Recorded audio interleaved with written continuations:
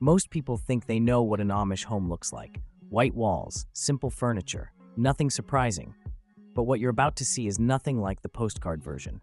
This isn't a staged tour. This isn't a catalog image. This is a real, lived-in Amish farmhouse, where every room quietly reveals how this family actually works, eats, sleeps, worships, and survives day after day. No filters, no pretending. This home sits on over 24 acres in Quaker City, Ohio. From the outside, it looks like the classic Amish farmhouse you've driven past 1,000 times. But once we step inside, the layout, the furniture, the small choices most people overlook, they tell a much bigger story about discipline, faith, and daily life in a modern but plain Amish household. And stay with me until the very end, because I'll reveal what this property was listed for and why homes like this are quietly disappearing from public real estate sites faster than ever. Let's start where Amish life always begins, with the land. From the air, this property tells you everything you need to know about Amish life. You see the open pasture, the winding gravel drive, the wooded stretch tucked quietly behind the home, and the fence sections laid out with purpose. Amish choose land that can support an entire way of life. The layout itself is a blueprint for self-sufficiency, planned, practical, and intentional. And notice how far the house sits from the road. Amish communities value quiet, distance, and safety, especially for children who spend their days outside, not indoors. That long setback creates a silent boundary, separating this world from the noise and rush of the outside one. Now we're seeing the house from the ground, and it looks exactly how an Amish home should. Clean light siding, a black roof, simple trim. That full wraparound porch isn't decoration, it's used every day. It's where boots come off after chores, where kids spill out at sunset, where families sit and talk when the work finally slows down. In Amish homes, the porch is the social center. Now let's step inside. The moment you step inside, the first thing that hits you is the space. The main floor opens wide, with almost no interior walls to break it up.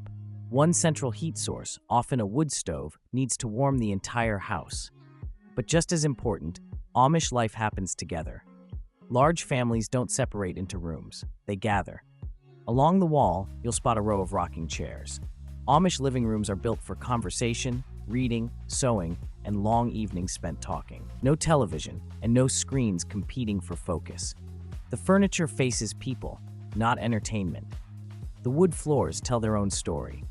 Most of the furniture is handmade or built locally by Amish furniture builders. Look at the walls and you'll notice what's missing. No framed photos, no artwork, no modern decor. Instead, there's a birthday chart, a writing desk, a wooden cabinet, a simple calendar. Everything on the wall earns its place by being useful. And near the rocking chairs, a small children's table sits within arm's reach. As you move farther into the main level, the dining area quietly takes over. The table stretches long across the room. The chairs don't match, because matching was never the goal. Feeding people was. This space is designed to handle numbers. Amish meals are communal. Everyone sits and everyone eats. And a table like this isn't built for special occasions. It's built for everyday life, with 10, 12, maybe even 14 people filling it without effort. Off to the side, there's a high chair tucked near the wall. Children grow up here. Grandparents grow old here. Amish families don't separate life into stages. They live them all under the same roof, or just steps apart. Look up and you'll spot the oil lamp housing suspended from the ceiling. That detail matters. Many Amish homes still don't use electricity, relying instead on propane or pressurized lamps for light. Now we step into the kitchen, the true center of an Amish home, where most of the day quietly unfolds. The first thing you notice is the light. The room is bright, almost glowing, thanks to large, uncovered windows. That's no accident. Without electric lighting, Amish kitchens are designed to work with the sun. The cabinets are custom-built oak, no decorative hardware, just solid craftsmanship meant to last for decades. Amish woodworking has a reputation for a reason, and this kitchen is built to handle constant use, not occasional cooking. The countertops stretch wide and open. You won't see modern appliances here because they're simply not part of daily life. Instead, there's a hand pump or gravity-fed water system near the sink and plenty of open space for real work. At first glance, the sink area looks modern. But look closer. Many Amish homes still rely on manual water systems. Windows above the sink do more than add light. They provide airflow, which matters when you cook without electric fans or vents. Now we head upstairs into the bedrooms, and this is where the home starts to feel personal. The first bedroom is quiet. Amish bedrooms aren't meant to impress anyone. They're built for rest, reflection, and routine. But look closer and you'll start to see small details emerge. Doilies, glass jars, a few personal items tucked away. In Amish homes, individuality usually lives behind closed doors. Shared spaces stay plain, while bedrooms quietly hold the family's private world. The second bedroom tells a slightly different story. Dream catchers, craft items, and a dresser joined with rustic log-style construction. This often suggests an older child, a teenager, or sometimes even a hired English worker. Amish youth are usually given a bit more freedom to personalize their rooms, especially as they grow older. The master bedroom shifts the tone again. The bed frame is larger and heavier, carved from dark wood with careful detail. This is Amish craftsmanship at its finest, strong, balanced, and built to last a lifetime. The dresser and vanity match that same philosophy, solid, handmade, and intentionally simple. There is also a crib in the master. That's for the ever-growing Amish family. And across every room, one detail stands out. There are no closets. Most Amish homes rely on wardrobes or wooden pegs instead. Closets are often viewed as wasted space or even unnecessary luxury. Here, every square foot has a purpose. In the earlier photos, you caught a glimpse of the basement, and this is where the Amish lifestyle becomes impossible to mistake.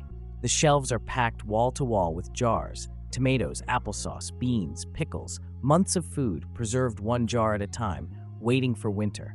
This isn't decoration, this is preparation. Every shelf represents long days of work done before the cold ever arrives. Nothing in this basement is meant to impress anyone. There's no paint to admire, no finishes to show off. This space exists for one reason only, to work hard and keep the household running. Now that we've walked through the house, the land makes even more sense. More than 20 acres of mixed-use ground is exactly what many Amish families look for. Open fields for crops and pasture, wooded sections for privacy, shade, and firewood, flat, usable space for gardens, clotheslines, outbuildings, and animals. Nothing here is wasted. The beauty of Amish land isn't how it looks, it's how it works. Every acre supports daily life, self-sufficiency, and long-term stability. So here's the question most people are waiting for. What does a property like this actually cost? This Amish farmhouse, sitting on over 20 acres and anchored by a large barn, was listed for $420,000. That price includes a fully functional non-electric home, modern cabinetry, multiple bedrooms, and a layout built for large multi-generational living. For the amount of land, square footage, and long-term usability, it's hard to ignore how rare a property like this has become, especially when compared to similar English homes in the same region. Outro. And that brings us to the end of this full walkthrough of an Amish farmhouse in Quaker City, Ohio. Every image in this tour tells part of the story, from the quiet bedrooms and hardworking basement to the wide-open kitchen and dining space built for a crowd. This home shows how Amish families balance tradition with practicality, choosing simplicity where it matters and modern touches only where they truly serve a purpose. Now I'm curious, what stood out to you most?